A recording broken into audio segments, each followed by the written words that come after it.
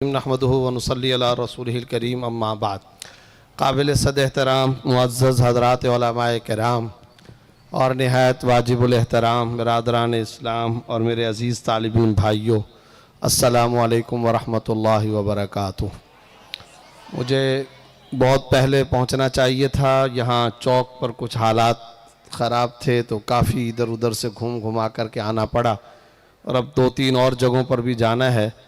مجھے بہت زیادہ ذہنی دباؤ تھا اور شدید کچھ مصروفیت کی وجہ سے میں معذرت کرنا چاہتا تھا، لیکن اس وجہ سے معذرت ممکن نہیں کہ یہ ہمارے استاذ بلکہ استاذ الکل، استاذ الاساتذہ، ہمارے محسن شیخ مربی شہر کراچی بلکہ عالم اسلام کی جلیل القدر عالم ربانی شخصیت حضرت مولانا افتخار اعظمی صاحب اللہ تعالی علیہ، جن کے احسانات تلے ہماری گردنیں جھکی رہیں گی، ان کا یہ ایک یادگار ادارہ ہے۔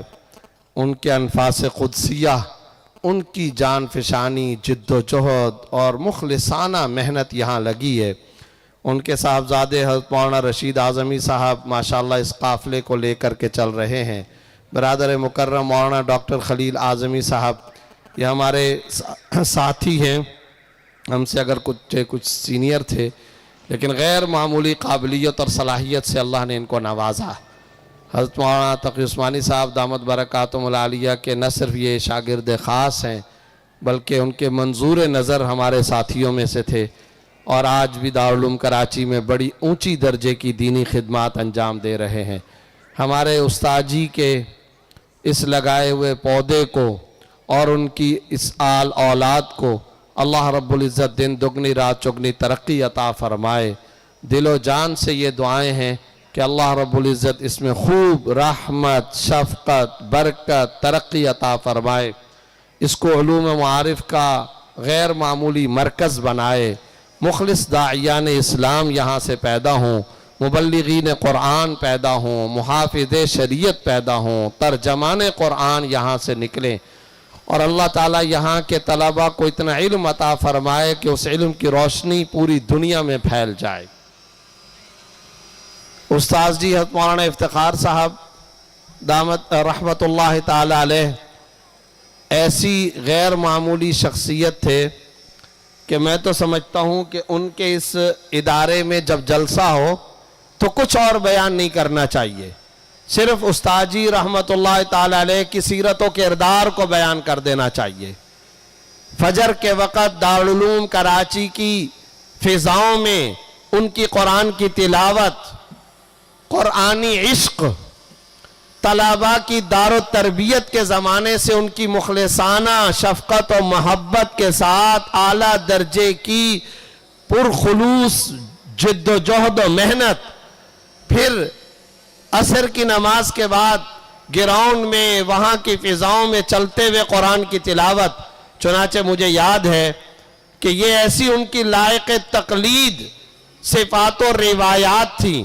ان کے جنازے پر شیخ الاسلام حضرت مولانا مفتی محمد تقی عثمانی صاحب دامت برکاتہم العالیہ طال اللہ عمرہ نے فرمایا تھا کہ آج دارالعلوم کراچی ایک حقیقی عاشق قرآن کی قرآنی صداؤں سے محروم ہو گیا۔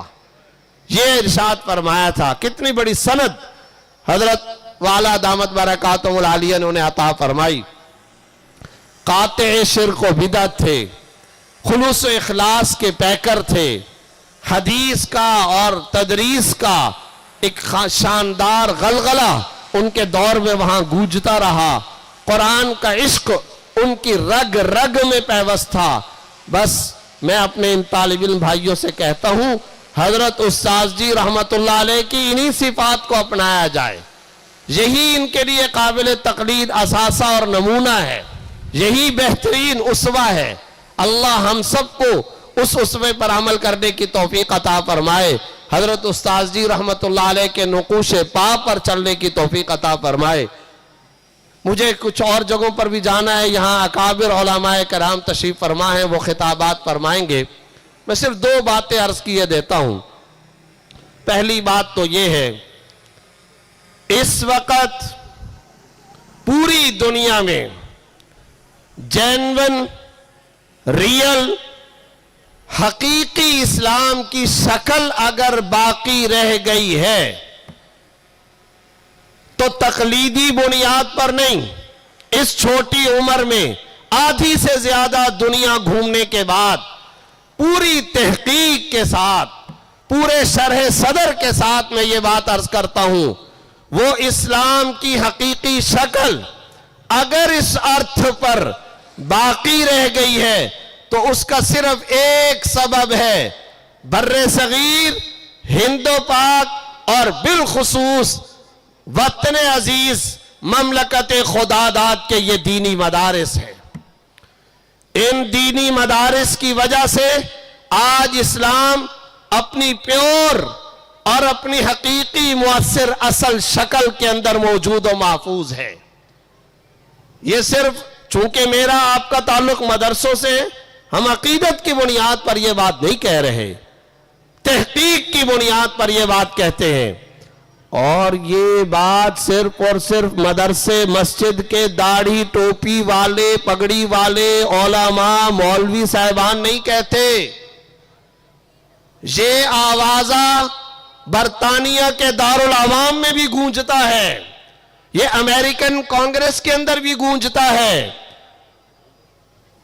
वहां के रेड कॉरपोरेशन थिंक टैंक के नाम से जो रिपोर्ट्स अमेरिका के सामने आ रही हैं, वो ये कहते हैं कि हमें दो किस्म का इस्लाम चाहिए, बस रिवायती इस्लाम नमाज तस्बीह जिक्र मुराकबे तक महदूद रहने वाला इस्लाम, एक ये वाला इस्लाम न्यू वर्ल्ड ऑर्डर अमेरिका के कांग्रेस को, वहां के वाशिंगटन डीसी को मतलूब है।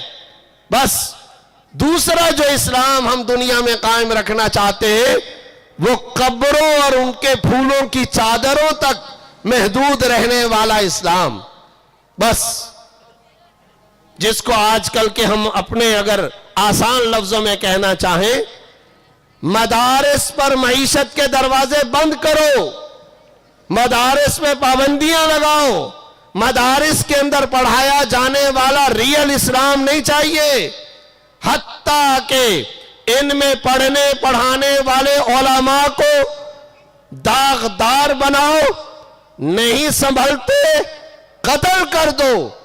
मगर ये जो दीनी मदारिस में हकीकी इस्लाम का फरेरा है, जिसमें ये जिहाद की बात भी करते हैं, जिसमें क़िताल की बात भी करते हैं, जिसमें ये सूफी के खिलाफ भी आवाज़ बुलंद करते हैं, हुदूद और ताज़ीरात की बात भी करते हैं, जिसमें ये इस्लाम को बतौर सिस्टम के प्रेजेंट अर्थ पे नाफिज करना चाहते हैं, ये वाला इस्लाम हमें नहीं चाहिए, ये दीन हमें नहीं चाहिए। फूलों की चादरें चढ़ा लो, चुनाचे उसका नतीजा क्या है? ये जितने हजरात बैठे हैं, मैं आपसे खुल करके ये बात कहना चाहता हूं, अगर किसी मजार के लिए आपको मुजाविर हजरात को वहां की तामीरात के लिए फंड चाहिए तो यूएसएड आपको मजारात के लिए फंड फराहम करेगा। जितना पैसा आपको खर्च करना है करो, क्यों? कौम को एक नशे के अंदर लगा दो, खुद साख्ता तसव्वुफ का तसव्वुर, जिसमें जिहाद ना हो, जिसमें निजाम इस्लामी की बात ना हो, जिसमें अदालत के कटहरों में कुरान को बतौर हकम के नाफिज करने का आवाजा बुलंद ना किया जाए, पार्लिमान के ऐवान हो या अदलिया के कटहरे हो, हमारा लॉ और हमारा कानून और ब्रिटिश लॉ की हुक्मरानी होनी चाहिए।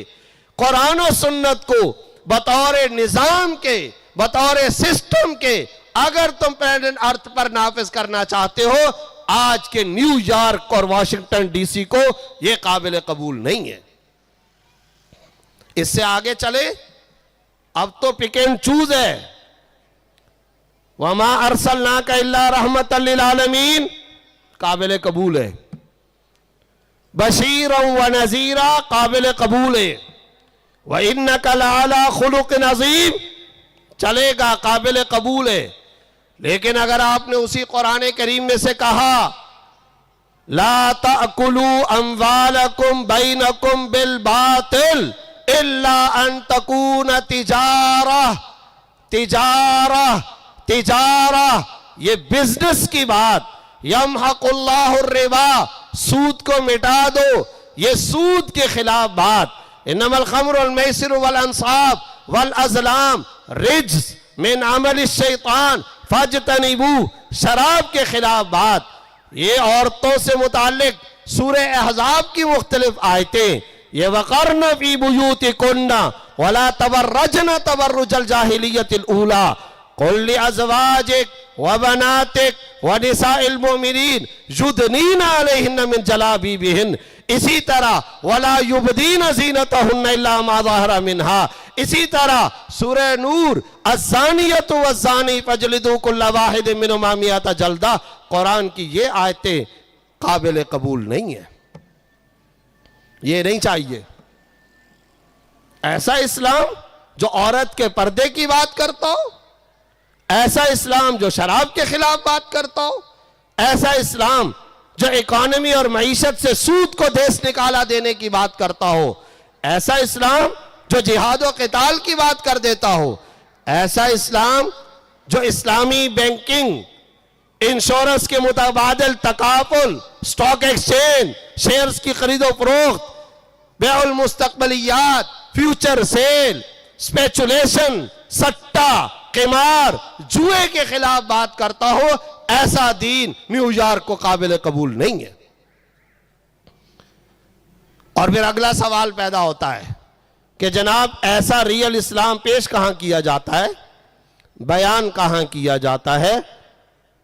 تو وہاں کا تھنک ٹینکس اگلی رپورٹ کے اندر آگے لکھتا ہے Deobandi scholars are very danger for our purpose. یہ جو دیوبندی اسکالر ہے اور یہ جو بر صغیر بالخصوص پاکستان کے دینی مدارس ہیں، یہ آج کے دور کے اندر ریئل اور حقیقی اسلام کا جھنڈا اٹھائے ہوئے ہیں. لہذا قانون کی جکڑ بندیاں ان کے لیے، فرانس سے پابندیاں ان کے لیے، FATF ان کے لیے. میں اسلام آباد میں ہوتا ہوں اور آئے دن کئی سارے ایسی جگہوں پر ایسے فورمز اور سیمینارز میں موقع ملتا رہتا ہے. اب تو کوئی ڈھکا چھپا معاملہ نہیں رہا، کچھ ڈھکا چھپا نہیں. ٹرانسجینڈر ایکٹ منظور کرو، اتنا فنڈ ریلیز کر دیا جائے گا. سود کے خلاف تم نے کورٹ کے ذریعے ڈیڈ لائن دی ہوئی ہے، اس ڈیڈ لائن کو ختم کرو، ورلڈ بینک آپ کو اتنا فنڈ جاری کرے گا. مدارس پہ یہ 4 صفوں کی یہ پابندیاں لگاؤ، اتنے سالوں کا قرضہ ریشیڈول کر دیا جائے گا. کچھ ڈھکے چھپے الفاظ نہیں ہیں، واضح اور کلیئر کٹ باتیں. تو میں کہنا چاہتا ہوں اپنے برادران اسلام سے، ریئل اسلام اگر، اور وہ کہتے ہیں ایک اور بات بڑی عجیب، وہ کہتے ہیں عربوں سے اسلام آیا تھا. چنانچہ یہ جو آپ کو نظر آ رہی ہیں ٹوپیاں، یہ جو حضرات علماء کرام کی داڑھیاں، یہ جو گلی کوچوں کے عورتوں کے پردے، آپ کی گلیوں میں شراب خانے نہیں کھلے ہوئے، ہوٹل کی ٹیبلوں پر پانی کی جگہ پر شراب نہیں پڑی ہوئی. سود کے خلاف آوازہ بلند ہوتا ہے. سیاست ہو کہ معیشت، تجارت ہو کہ کوئی اور زندگی کا شعبہ، اسلامائزیشن کی باتیں پاکستان میں ہوتی رہتی ہے. یہ سب رب کعبہ کی قسم صدقہ ہے ان دینی مدارس کا. ان تمام آوازوں کا سرچشمہ یہ دینی مدرسہ ہے. یہ دینی مدارس موجودہ دور میں حقیقی اسلام کے علمبردار ہیں. یہ جو علماء بیٹھے ہیں، مولانا ڈاکٹر خلیل اعظمی صاحب، ان سے پوچھیں، یہ دارالعلوم کراچی میں ایک کتاب پڑھاتے ہوں گے، حدیث کی اس کتاب کے اندر کتاب البیوع ہے یا نہیں ہے؟ اقضیہ ہے کہ نہیں؟ عدالت کے احکام پڑھاتے ہیں کہ نہیں؟ اسلامی بینکنگ پڑھا رہے ہیں کہ نہیں؟ یہ ہتھوڑے ہیں، یہ آرے ہیں عالم کفر کے سینے پر، چھریاں چلتی ہیں ان مدرسوں کے ذریعے سے ان پر. اسی لیے میں بعض اوقات نجی مجلسوں میں کہتا ہوں، پیر نہیں قتل ہوتے، کراچی کی سڑکوں پر علماء کی لاشیں گرتی ہیں. کوئی ایک نعت خان دکھاؤ جس کو قتل کیا گیا ہو. کوئی ایک تصوف ہمارا ہے، ہم اس کو شریعت اور طریقت سمجھتے ہیں، لیکن پیر صاحبان اور بالخصوص اہل بدعت، ان سے ان کو کوئی خطرہ نہیں ہے، کوئی قتل نہیں ہوگا۔ علماء، مدارس، اہل مدارس ٹارگٹ نمبر 1 ہے۔ کیوں؟ اس لیے کہ ریئل اسلام کا جھنڈا یہ اٹھائے ہوئے۔ ان دینی مدارس کے پشتیبان بنیے۔ آج بھی آپ چلے جائیں عرب ملکوں میں، یہ داڑھیوں والے چہرے نظر نہیں آئیں گے، یہ مسجدوں کے اندر تفسیر کے حلقے، یہ گلی کوچوں کے اندر ہل ہل کر کے امت کے معصوم بچے فجر سے پہلے اور بعد قرآن کی حفظ کی اور ناظرے کی درسگاہیں لگا کر کے جو بیٹھے ہوئے، یہ جو مدارس بنات ہیں، یورپ کو چھوڑیں، افریقہ کی ساحلی پٹیوں کو چھوڑیں، انڈونیشیا ملائیشیا کو چھوڑیں، وسطی ایشیا کو چھوڑیں، جہاں سے اسلام آیا تھا ان عرب ملکوں کے اندر بھی یہ چہرے آپ کو نظر نہیں آئیں گے۔ کوئی دور دراز کی فلسفیانہ باتیں نہیں ہیں۔ 1.25 گھنٹے کی فلائٹ ہے دبئی، آپ میں سے بہت سارے لوگ دبئی جاتے ہوں گے، ذرا بتائیے یہ چہرے، یہ داڑیاں، یہ پگڑیاں، یہ ٹوپیاں اور یہ مدارس کی یہ شکل آپ کو دبئی، شارجہ، ابوظہبی میں نظر آتی ہے؟ وہاں آپ کو یہ آوازہ بلند ہوتے ہوئے نظر آتا ہے؟ صرف اور صرف یہ فیضان و صدقہ جاریہ ہے ان دینی مدارس کا۔ ہمارے استاد الکل حضرت شیخ الحدیث حضرت مولانا سلیم اللہ خان صاحب رحمۃ اللہ علیہ ایک مرتبہ جامعہ صفہ تشریف لائے ختم بخاری میں، تو انہوں نے فرمایا، بہت سارے لوگ بیٹھے تھے، انہوں نے کہا کہ میں قسم کھا کر کے کہتا ہوں، میں کئی دفعہ اس شہر کراچی پر خدا کے عذاب کو نازل کرنے کے لیے اپنے ماتھے کی ان آنکھوں سے اترتے ہوئے فرشتوں کو دیکھتا ہوں۔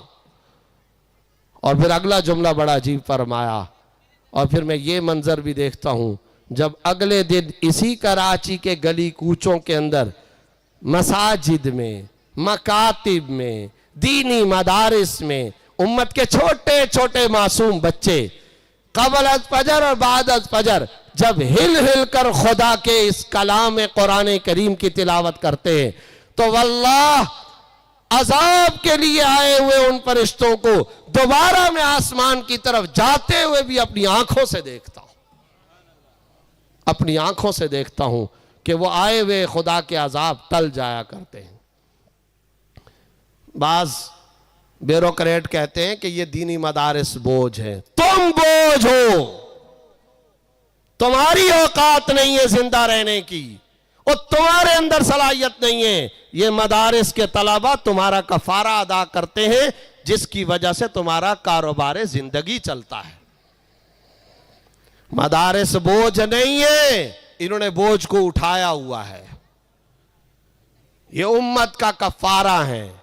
قرآن کریم کے اندر آتا ہے وَإِن مِّن شَيْءٍ إِلَّا يُسَبِّحُ بِحَمْدِهِ، کوئی چیز ایسی نہیں ہے جو اللہ کی تسبیح بیان نہ کرتی ہو، ہر چیز کی ایک مخصوص تسبیح ہے۔ یہ جو پھول ہے، دریا، سمندر، آبشاریں، نباتات، جمادات، پہاڑ، زمین و آسمان، سورج، سیارے ہوں کہ ستارے، یہ سب خدا کی تسبیح بیان کرتے ہیں۔ اور علماء نے اس کی تفسیر میں لکھا ہے جب کوئی چیز اپنی تسبیح بیان کرنا بند کر دیتی ہے تو اس چیز کی موت واقع ہو جاتی ہے۔ تو میں نے پرسوں بھی ایک سرکاری میٹنگ کے اندر کہا کہ قدر کر لو، قدردانی کرو۔ یہ دینی مدارس پاکستان کی تسبیح ہے، یہ دینی مدارس پاکستان کی تسبیح ہیں۔ یہ تلاوت کرتے ہیں، قال الرسول کا آوازہ بلند کرتے ہیں، یہ قرآن کی تلاوت کرتے ہیں، سیاستدانوں کی سیاست بھی چل رہی ہے، وکیلوں کی وکالت بھی چل رہی ہے، حکمرانوں کی حکمرانی بھی چل رہی ہے، بزنس کمیونٹی اور تاجروں کی تجارت بھی چلتی ہے۔